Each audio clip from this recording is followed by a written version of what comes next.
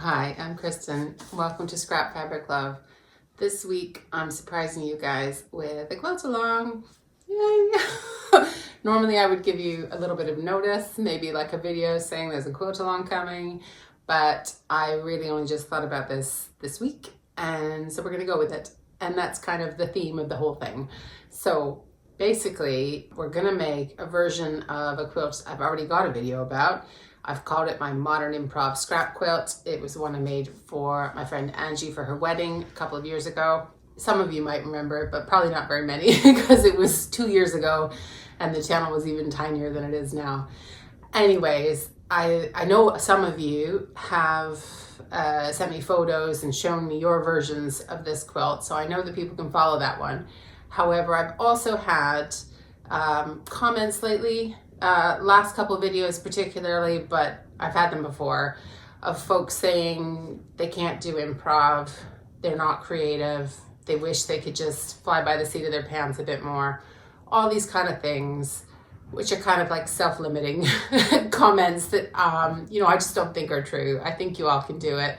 I mean, we're all quilters. So at some point in your life, you've all looked at something that other people would call a blanket and you've determined that it was worth spending your time and your effort and your money to make one. So you've had to, whether you're following a pattern or not, you've had to pick the colors, you've had to spend the time, learning how to do particular things in order to get it to work for you. So you have everything you need to be a creative quilter. There's no reason to kind of put that box around yourself and say you can't do that. So in that older video, what I was doing was flying by the seat of my pants, making something that I didn't know how it was going to turn out in the end. And then I made the video after and showed you, right? So you can follow that. And if you want to skip ahead, if the so long's going too slowly for you, you can absolutely just go watch that and figure out what the next step's going to be. But what I'm doing with this quilt along is trying to break it down into smaller steps for those of you who maybe found that video or videos like it a little more challenging to approach. So that's what we're going to do with the quilt along. It's going to be 3 weeks. I made that quilt in 1 week, including the quilting. So the quilt top itself took about 2.5 evenings. And an evening of sewing for me is like maybe 3 hours tops. So it didn't take that long. But we're going to break it down over 3 weeks. So this week's going to be the fabric pull, and I'm going to talk you through that if that's an area that you struggle with when you're starting with something like an improv quilt. Next week we're going to do units and sections, and then in the third week it's going to be about putting together what is essentially going to be a kind of jigsaw puzzle of a quilt top. But I'm going to try and break it down so that bit feels easier for you, because that's the bit that sometimes people don't like, and that's why they want to stick to, certain set size blocks and things like that. So we're going to try and make it easier to digest. So I hope that's going to work for you guys. So what I'm going to do just now is run through the fabric requirements. So I've had to kind of go back to the old video and the old quilt and go, how much did I use? And I'm going to make this quilt with you again as part of the quilt along. So I'm going to go through the fabric requirements, which are rough. You don't have to 100% follow them if you don't need to, but this is for those of you for whom knowing you have enough is going to make you feel better about starting this. So I'm going to do that, and then I'm going to show you my process for my fabric pull. I went through some various options, and all of which would have been fine. And I'm going to show you what they were so you can see the different potential starting points for this, and then see how, because our quilts are all going to look totally different. So I should have said from the outset, we're making a throw quilt. So that's roughly, in my head, could be 50 by 70, could be 60 by 60, could be 60 by 70. It's for your sofa. It's a random size. It's for cuddling with. It's not for like, this is going to fit my queen size bed, okay? And yours could be a little bit smaller than mine, bigger than mine, whatever. It's cool, okay? It's going to be fine. So for the background, I'm saying roughly 2 yards or 2 meters if you're in the UK. 2 meters is bigger than 2 yards. I know that, right? But it's just like vaguely that much. So that's just a ballpark. You might not need that much, right? Okay. That 2 yards, let's say it's yards, okay, doesn't need to be all one fabric. It can be if you have that and that is easier for you to think about. There you go. That's your background fabric. If you're wanting to use up stash, remnants, things like that, you can make that 2 yards out of whatever you want.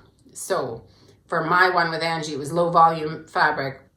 Pretty sure I had like a 1/2 meter piece and maybe some other remnants that were like little, they were bigger than a fat quarter. I'm not sure what size they were, you know, but I had 2 or 3 big pieces and then I had some strips. I'm gonna talk about the strips in a minute. But anyway, your background. So an example could be 2 1/2 yards and 4 fat quarters, for example. Or you could, you know, it could be all fat quarters, could be, what would it be? 4 1/2 yards, you know, any combination, okay, of what you have.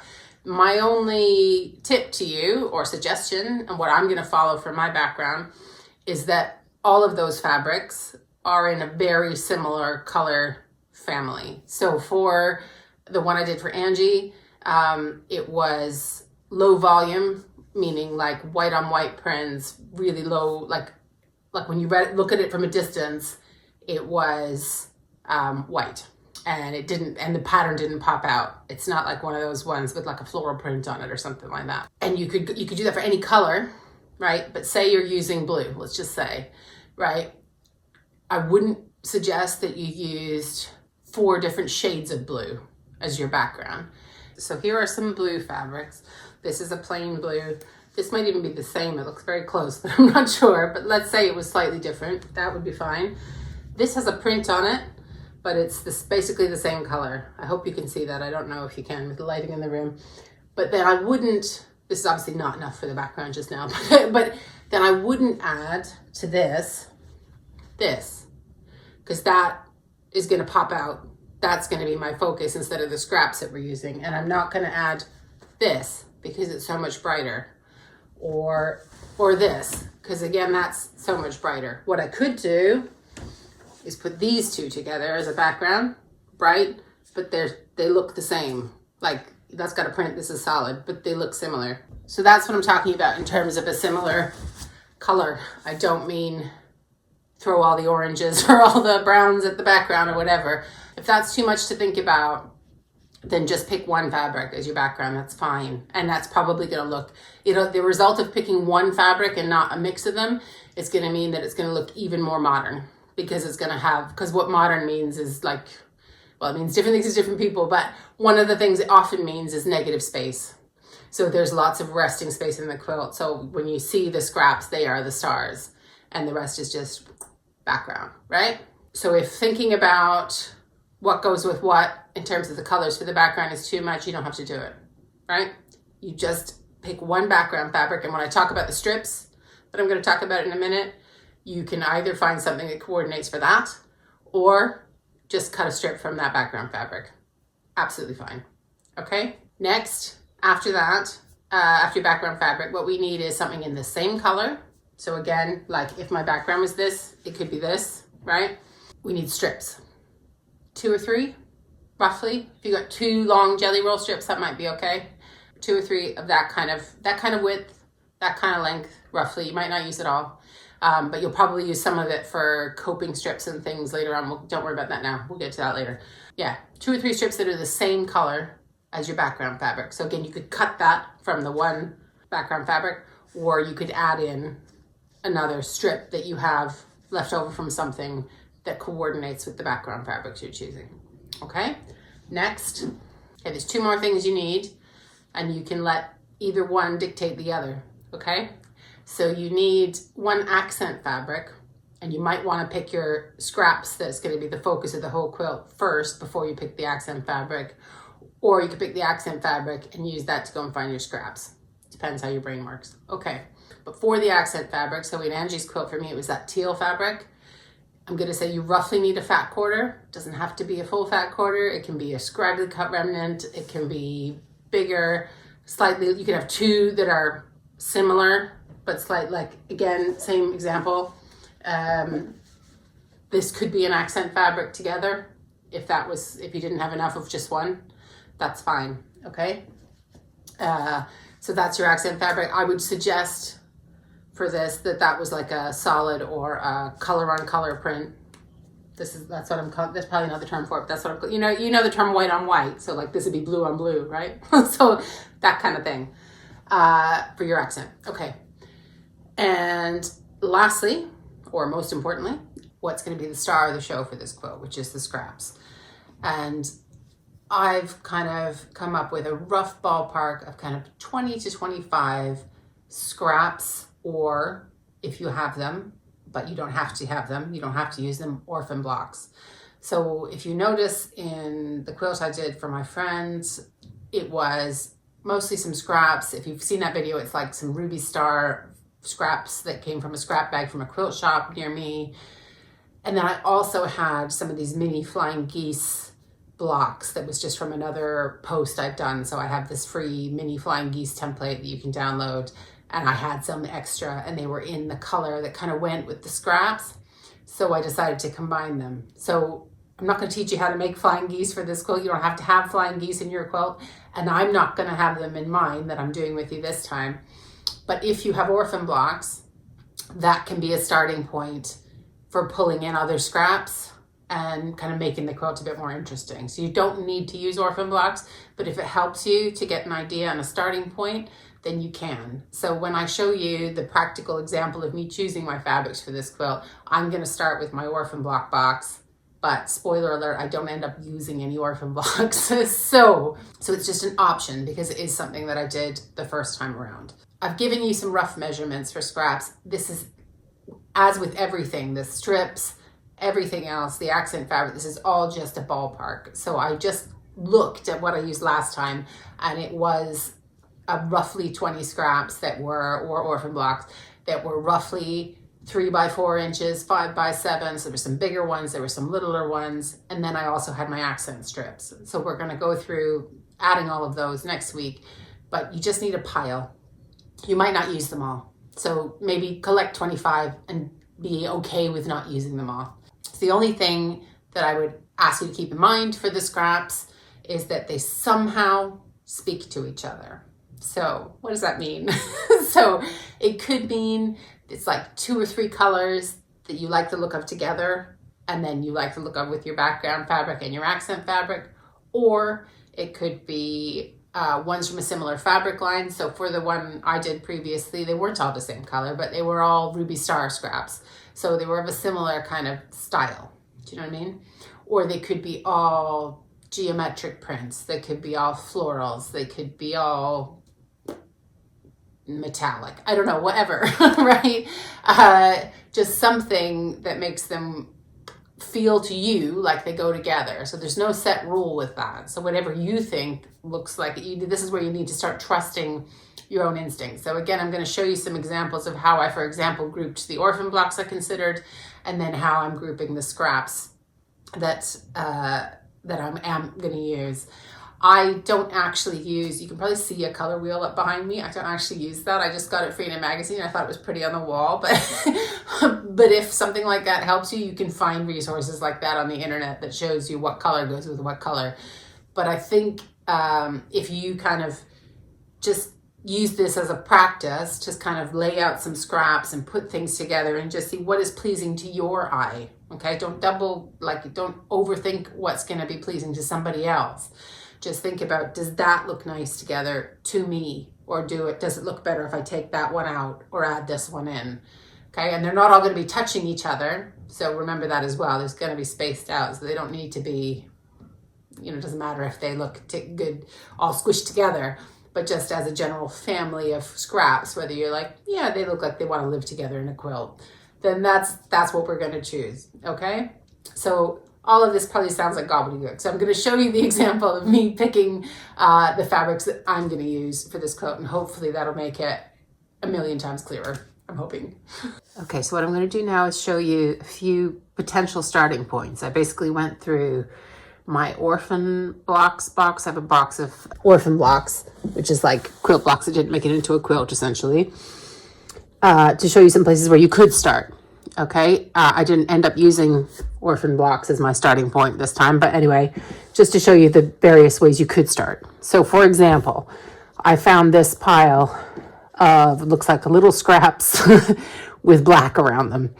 I don't know when I did these. I don't know if this was part of my development of that framed scraps quilt that I showed you last week or what. I don't remember. But anyways, I've got these. That would have been a perfectly good starting point. I could decide to go with blacks as my background.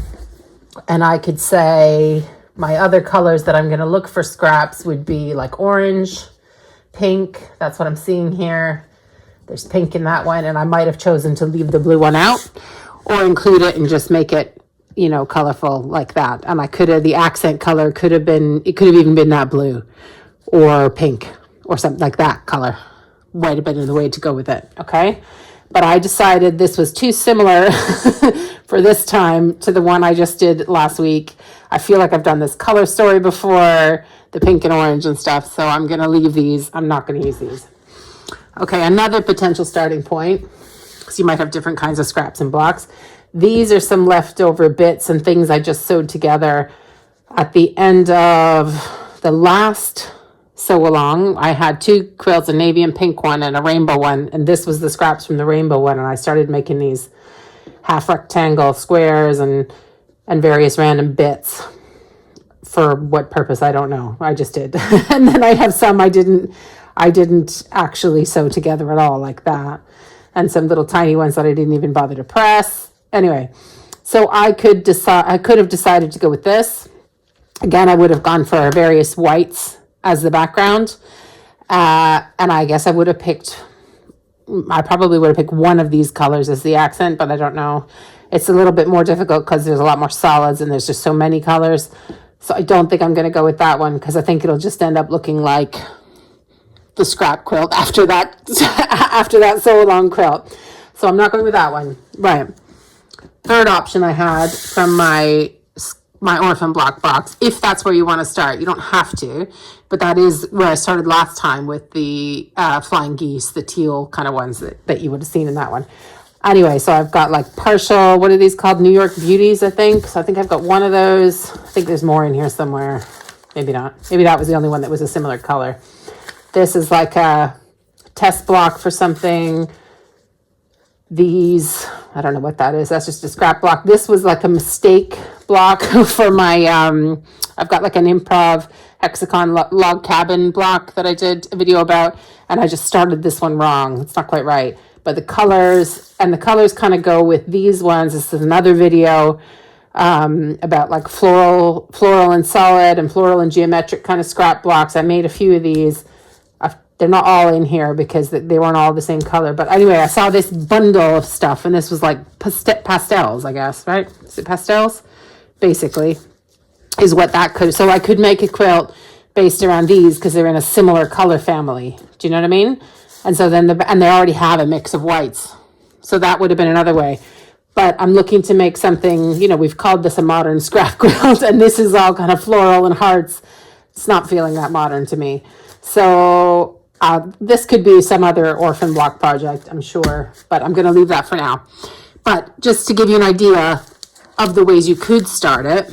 So I could, for example, so leave out the hearts, for example, forget the hearts. But let's say I was doing this one. I could go with like that and maybe leave these out and use these. And so then I've already got some of my scrap units, which we'll talk about next week, so don't worry about that. But these could be the start of that, right? And then I would just need to find some other scraps that were similar colors, similar idea to make up my pile of 20 to 25 scraps. So these could be counted basically. So I'd count these each as one if I was doing that. Okay.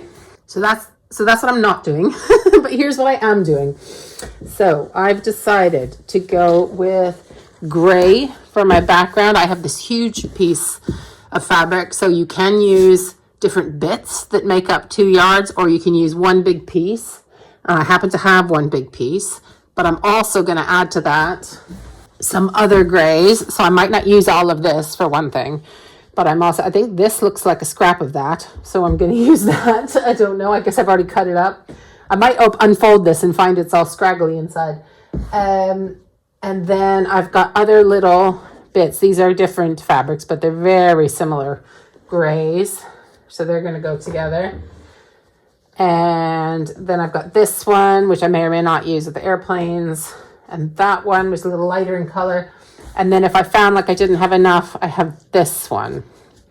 So I would prefer, like my eye right now wants to take away these and maybe that, because I want it to be somewhat the same color, but I feel like some of these might not look too bad. So this is gonna be my background stash, and I'll choose what I want to use from that. So some of these are the strips that I'm talking about that we're gonna start with. That's a strip.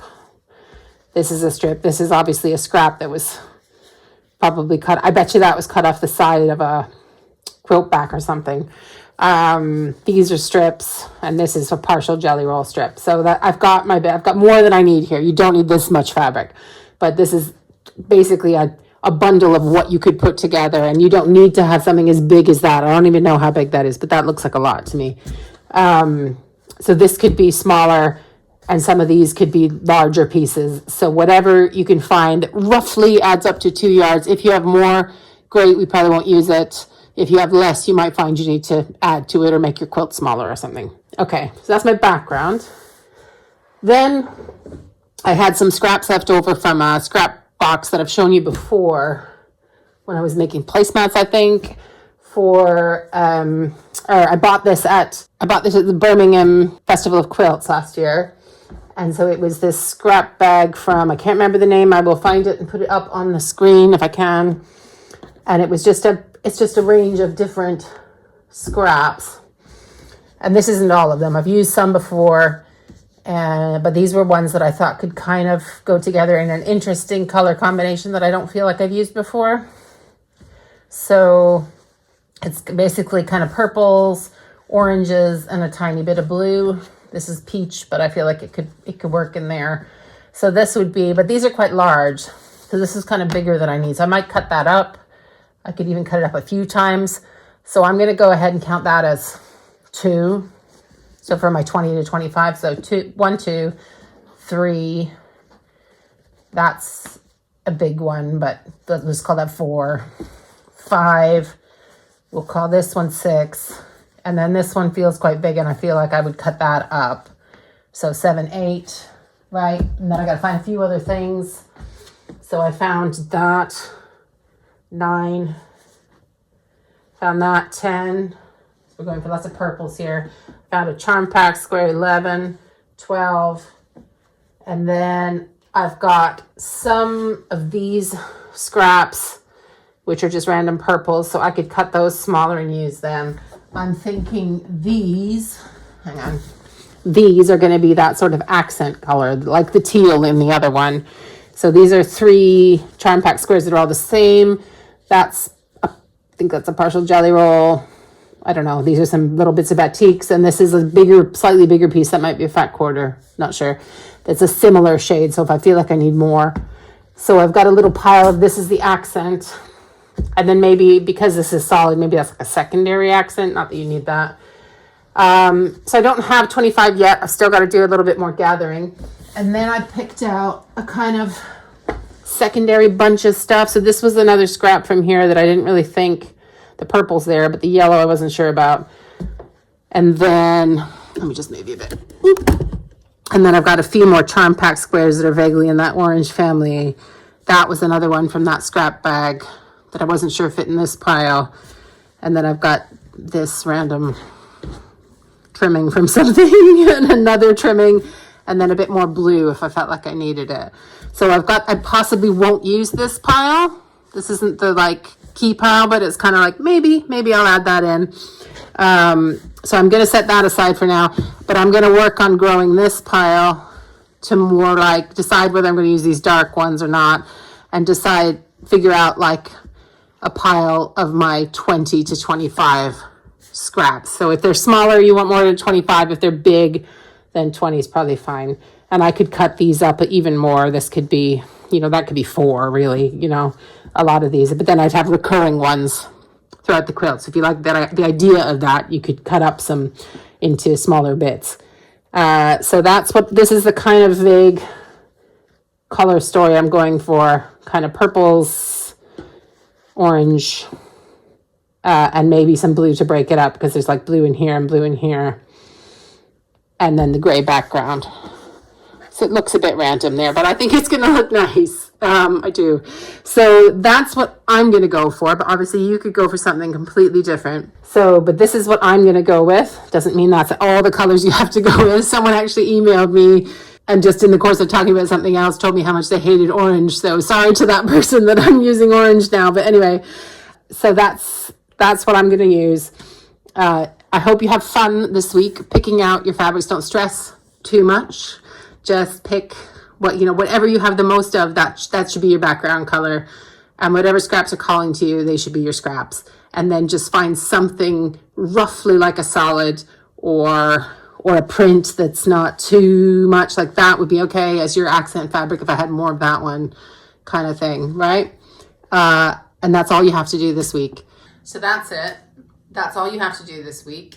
And next week, we're going to be doing units and sections.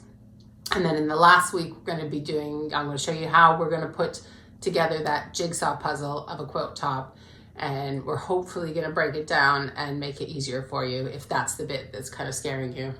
So I hope you can join me in this, at least some of you. Even if you're not scared of making a quilt like this, it's just a fun quilt along to get involved in. And I would love to see photos of your quilts in progress, or when you're done the quilt tops, or months from now when you've quilted it, whenever. I would love to see them.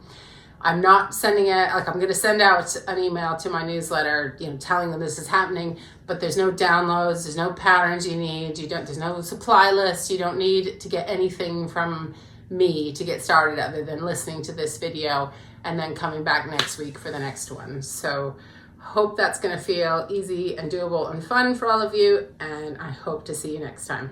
Thanks so much for spending time with me. Bye.